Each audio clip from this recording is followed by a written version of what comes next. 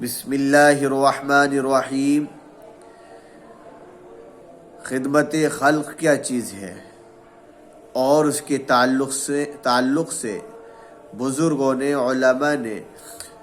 کیا کچھ فرمایا۔ حضرت اسی کے تعلق سے حضرت محبوب الہی رحمۃ اللہ علیہ فرمایا کرتے تھے کہ جو لوگ مخلوق کی خدمت کرتے ہیں، ان کی نصرت و مدد کرتے ہیں، ان کی ضرورتوں کو پورا کرتے ہیں اور مخلوق کی طرف سے پہنچنے والی تکلیفوں پر دل برداشتہ ہونے کے بجائے ان پر صبر کرتے ہیں، تو فرماتے تھے کہ ان کا درجہ صدیقون جیسا ہے۔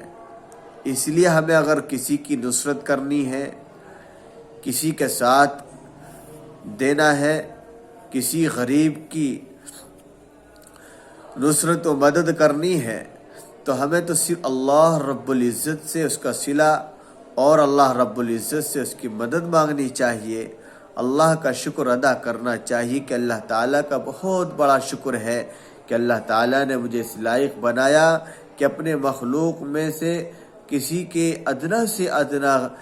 محتاج کی مجھ سے مدد کرائی ہے۔ اللہ تعالیٰ ہم سب کو عمل کی